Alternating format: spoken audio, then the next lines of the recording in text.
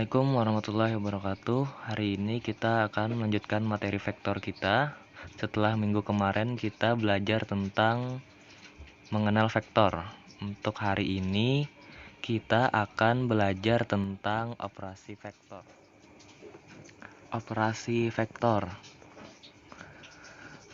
Untuk operasi vektor seperti besaran lainnya, besaran vektor itu bisa dioperasikan secara matematis. Vektor dapat ditambahkan, dikurangi, maupun dikalikan. Adapun untuk hasil dari penjumlahan vektor itu biasa disebut vektor resultan. Dalam penjumlahan vektor, vektor dapat dijumlahkan secara geometris, analitis, dan berdasarkan komponen vektor satuan. Nah, untuk pertemuan hari ini kita hanya akan membahas penjumlahan vektor secara geometris. Adapun untuk penjumlahan vektor secara geometris ini terdiri dari dua metode, yaitu pertama metode poligon dan kedua itu metode jajar genjang. Metode poligon. Untuk menggambar penjumlahan vektor dengan metode poligon, pertama-tama harus kita ketahui dulu. Untuk vektornya sendiri, ini adalah bagian pangkalnya, kemudian yang ini adalah bagian ujungnya. Untuk metode poligon ini biasa disebut juga dengan metode segitiga. Adapun cara menggambar penjumlahan dua vektor atau lebih dengan efisien adalah melalui metode poligon. Jadi maksudnya di sini, metode poligon ini bisa menjumlahkan dua vektor atau lebih. Ya. Nah, ini berikut cara-cara untuk menggambar penjumlahan vektor dengan metode poligon. Pertama yaitu pertemukan ujung vektor 1 ke pangkal vektor 2. Kemudian ujung vektor 2 itu ke pangkal vektor 3 dan seterusnya. Seperti ini. Nah, vektor A kemudian ditambah vektor B, kemudian ditambah vektor C. Dapat kita lihat bahwa ujung vektor 1 ini terhubung ke pangkal vektor 2. Ujung vektor 2 terhubung ke pangkal vektor 3 dan seterusnya. Kemudian cara yang kedua, tarik garis lurus dari pangkal vektor 1 ke ujung vektor terakhir. Nah, garis itulah sebagai resultan vektornya.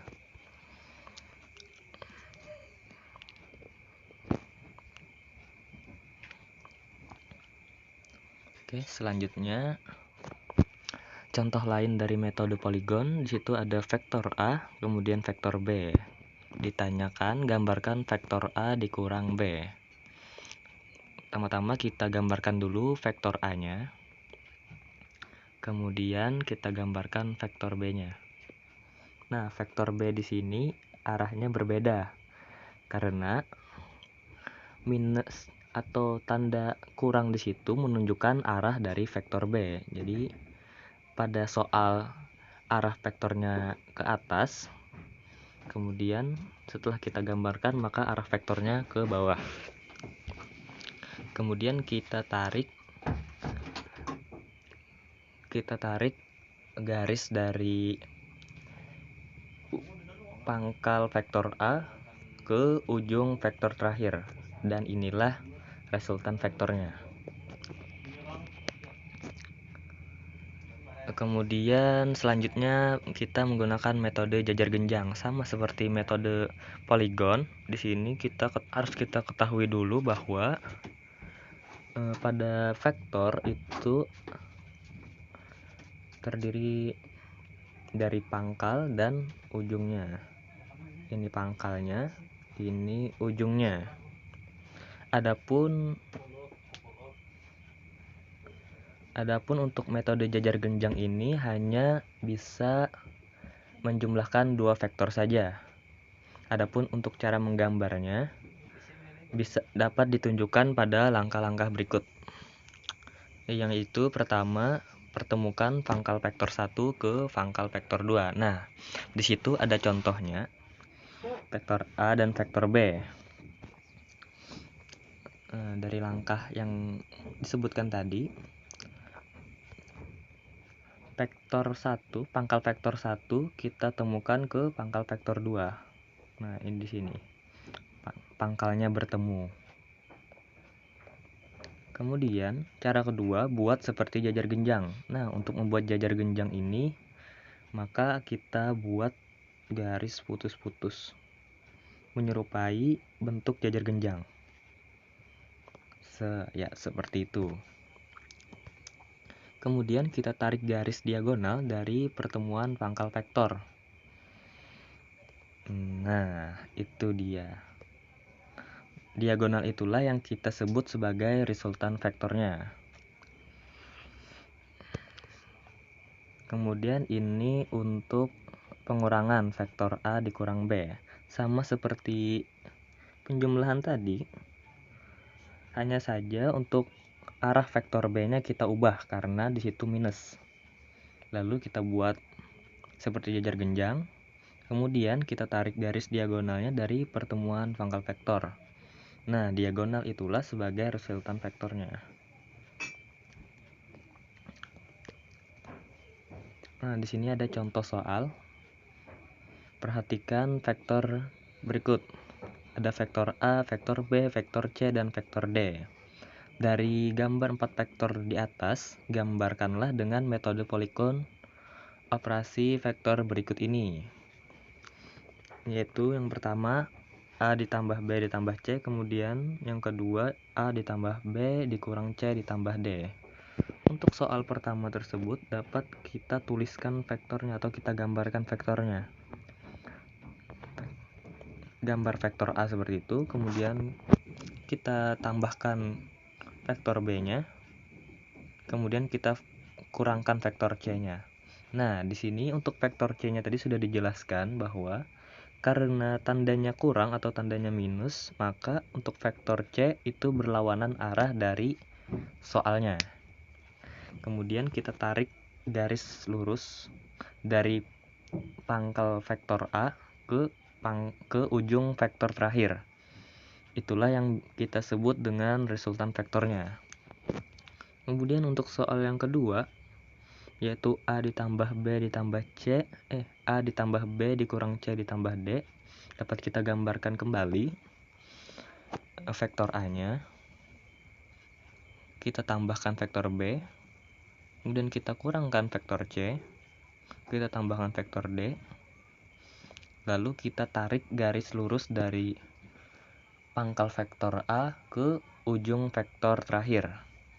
Itulah yang kita sebut dengan resultan vektornya. Kemudian untuk contoh soal kedua, perhatikan lagi gambar vektor di bawah itu. Nah, dari gambar 3 vektor tersebut, gambarkanlah dengan metode jajar genjang. Perlu diingat, untuk penjumlahan vektor dengan menggunakan metode jajar genjang ini hanya bisa menjumlahkan 2 vektor saja. Jadi, untuk menjumlahkan 3 vektor tersebut kita lakukan secara bertahap, yaitu dengan menjumlahkan 2 vektor terlebih dahulu, yaitu vektor A dan vektor B. Baru selanjutnya dari hasil dari penjumlahan 2 vektor tersebut dapat kita jumlahkan dengan vektor ketiga, yaitu vektor C. Langsung saja kita gambarkan vektor A-nya. Terus kita tambahkan vektor B-nya. Nah, kita buat jajar genjang lagi. Kemudian kita tarik garis diagonal pada pangkal kedua vektor tersebut.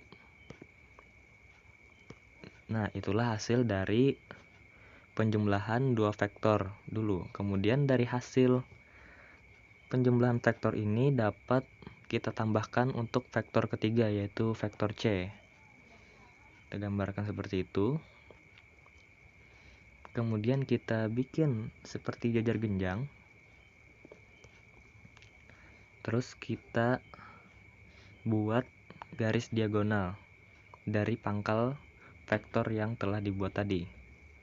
Nah, itulah hasil dari penjumlahan ketiga vektor tersebut, yaitu vektor A ditambah B ditambah C.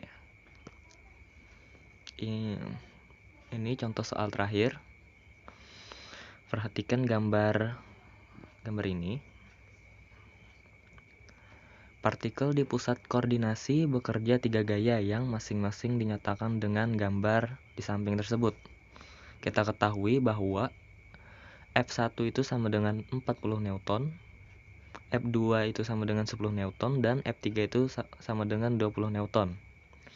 Gambarkanlah resultan gaya dengan metode poligon dan metode jajar genjang. Untuk metode poligon sendiri, dapat kita gambarkan sesuai arah vektor pada soal, sehingga menjadi seperti ini. Untuk vektor F1, kemudian kita tambahkan lagi vektor F2, kemudian kita tambahkan lagi untuk vektor F3. Tinggal kita ikuti saja dari gambar soal yang sebelumnya tadi. Kemudian hasilnya itu kita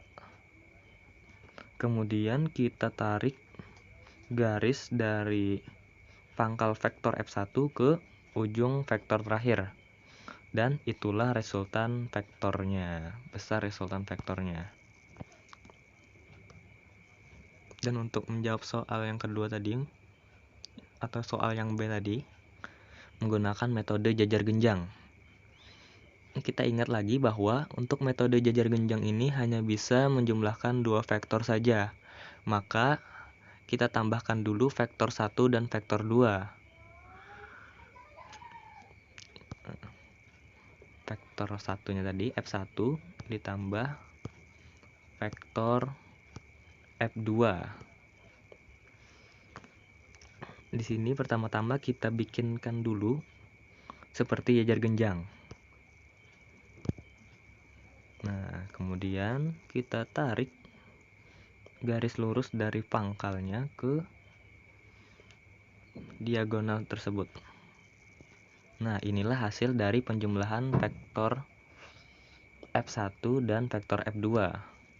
Kemudian untuk hasil dari penjumlahan vektor F1 dan vektor F2 ini dapat kita jumlahkan lagi ke vektor ketiga, yaitu vektor F3. Nah, seperti itu. Kita buat lagi seperti jajar genjang. Kemudian kita tarik garis diagonal dari pangkal vektor hasil penjumlahan F1 dan F2 dan F3. Dan itulah hasil dari penjumlahan ketiga vektor tersebut. Ya, untuk hari ini cukup sampai situ saja dulu. Silahkan jika ada yang mau ditanyakan atau masih yang belum paham, silahkan ditanyakan. Assalamualaikum warahmatullahi wabarakatuh.